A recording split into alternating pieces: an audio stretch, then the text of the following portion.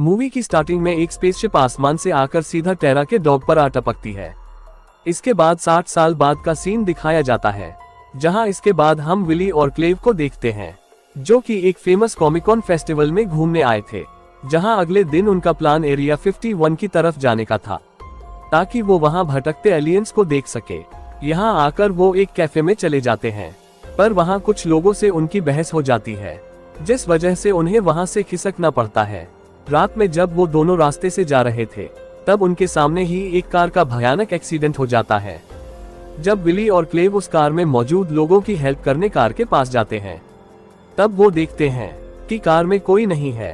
वो दोनों ही ड्राइवर को ढूंढ ही रहे थे कि तभी अंधेरे से एक एलियन बाहर आता है और उन्हें बताता है कि मैं ही कार ड्राइव कर रहा था, जिसे देखते ही क्लेव की फट जाती है और वो वहीं बेहोश होकर गिर जाता है। पर विली हिम्मत से वहां खड़ा था। वो एलियन से बात करने लगता है। तब एलियन अपना नाम पाउल बताता है और विली से नॉर्थ की तरफ जाने के लिए हेल्प मांगता है और उसे बताता है कि कुछ लोग उसे मारने उसके पीछे पड़े हैं, जिस वजह से विली उसकी मदद करने के लिए मान जाता है। इसके कुछ देर बाद वही उसी जगह जॉय नाम का एक एजेंट आता है, जो कि इस जगह इन्वेस्टिगेशन करने लगता है, जहां उसे पता चलता है कि पाउल की मदद कोई इंसान कर रहे हैं और वो उनके साथ है, जिसकी खबर वो अपनी हेड बॉस बिग गाय नाम की एक लेडी को देता है, जो उसे पाउल को जल्दी से जल्दी ढूंढने का ऑर्डर देता है, चाहे जिंदा या फिर मुर्दा। जॉय इसी काम के लिए और 2 आदमियों को लगा देता है। वहीं दूसरी तरफ क्लेव होश में आते ही एलियन का गला पकड़ लेता है, पर विली उससे बताता है कि ये कोई खतरनाक एलियन नहीं है, बल्कि हमारा दोस्त है और उसे अपने घर जाने के लिए बस हमारी हेल्प चाहिए।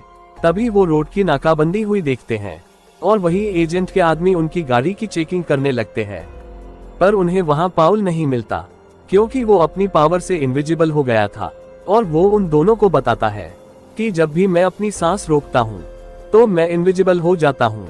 रात भर सफर की वजह से वो काफी थक चुके थे, जिस वजह से वो एक होटल में रुक जाते हैं, जहां उनकी मुलाकात होटल की मालिक की बेटी रुथ से होती है, जो कि एक आंख से अंधी थी, पर फिर भी विली उस पर लाइन मार रहा था। इसके बाद रात में वो तीनों मस्त सस्ते नशे करके वैन के पास नाच रहे थे। तब रुथ उन्हें देख लेती है कि वो 3 लोग हैं, पर वो अंधेरे की वजह से उन्हें साफ तौर पर देख नहीं पाती। अगली सुबह रुथ उस तीसरे लड़के के बारे में उनसे पूछती है। तब पाउल बाथरूम में बैठकर गाना गा रहा था, जिसकी आवाज वो सुन लेती है, जिसके बाद रुथ उन्हें अपना बाबा जी का ज्ञान देने लगती है और इसी वजह से बाथरूम से ही पाउल और रुथ के बीच बहस होने लगती है और इसी वजह से पाउल उसके सामने आ जाता है। एक जीते जागते सिंगल पसली एलियन को अपने सामने खड़ा देखकर रुथ बेहोश हो जाती है, पर वो उसे यहाँ छोड़ नहीं सकते थे, क्योंकि उसने पाउल को देख लिया था, जिस वजह से वो उसे भी लेकर सफर पर निकल पड़ते हैं। होश में आने पर रुथ पाउल को देखकर डर जाती है, पर पाउल उसके पास जाकर उसे पूरे ब्रह्मांड का झंड ज्ञान दे देता है, जिससे वो बाबा जी का ज्ञान देना छोड़ देती है और उसकी अंधी आंख को भी पाउल अपनी पावर से ठीक कर देता है, जिस वजह से वो अच्छे दोस्त बन जाते हैं और उनकी हेल्प करने के लिए रुथ मान जाती है। दूसरी तरफ जॉय अपने 2 और आदमियों के साथ रुथ के फादर से पूछताछ करने आया था। तब वो बताता है कि वो छिछोरे लौंडे मेरी बेटी को उठाकर ले गए, प्लीज उसे बचा लो। पर उसके फादर खुद भी उन्हें ढूंढने के लिए निकल पड़ते हैं। पर जब वो सभी रात में एक होटल में रुकते हैं, तब रुथ अपने फादर को कॉल करके कहती है कि मैं सेफ हूँ, पर वो एजेंट कॉल टैप कर रहे थे, जिससे उनकी लोकेशन उन एजेंट्स को पता चल जाती है। पर रुथ को भी पता चल जाता है कि वो उसके फादर नहीं है। तब वो ये बात विली और क्लेव को बता देती है, जिस वजह से वो एक कड़क प्लान बनाते हैं कि हम अब यही रुकेंगे, क्योंकि वो यही चाहते हैं कि हम यहाँ से भागे और वो हमें रास्ते में ही पकड़ ले। रात में थक कर पाउल, विली और क्लेव जंगल में ही सो जाते हैं और रुथ वैन में सो गई थी। पर सुबह जॉय वहाँ आकर रुथ को ढूंढ रहा था, पर वो उसी के सामने खड़ी होने के बावजूद वो उसे पहचान नहीं पाता, क्योंकि अब रुथ की दोनों आंखें ठीक हो चुकी थी और जॉय के पास रुथ की बचपन की फोटो थी, जिस वजह से वो वहाँ से चला जाता है। पर दूसरी तरफ उसके आदमी पाउल विली और क्लेव को देख लेते हैं और उन पर फायरिंग करने लगते हैं, पर किसी तरह वो सभी वहाँ से निकल जाते हैं। अभी तक जॉय के आदमियों को पता नहीं था कि वो किसी इंसान को नहीं बल्कि एलियन को ढूंढ रहे हैं, जिस वजह से वो उस पर चिल्लाने लगते हैं जिसके बाद पाउल अपनी मंजिल की तरफ जाने से पहले उसी जगह पर जाता है जहां वो 60 साल पहले क्रैश लैंड हुआ था। वो वहां जाकर टेरा से मिलता है, जो वही बच्ची थी जिसके कुत्ते की मौत पाउल ने गलती से मार दिया था। पाउल उसे इसी गलती के लिए माफी मांगने यहाँ आया था, लेकिन टेरा उसे इसलिए 4 बातें सुना देती है क्योंकि वो 60 सालों से गायब था। वो जानती थी कि एलियन होते हैं, जिस वजह से सभी उसे पागल समझते थे।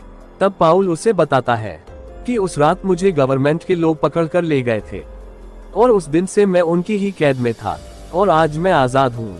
वो वहाँ से जा ही रहे थे कि तभी जॉय के साथी घर पर हमला कर देते हैं और वो सभी किसी तरह वहाँ से भागने लगते हैं, पर एक एजेंट गोली चला देता है और वो सीधा सिलेंडर में जाकर लगती है और उसी ब्लास्ट में एक एजेंट मारा जाता है।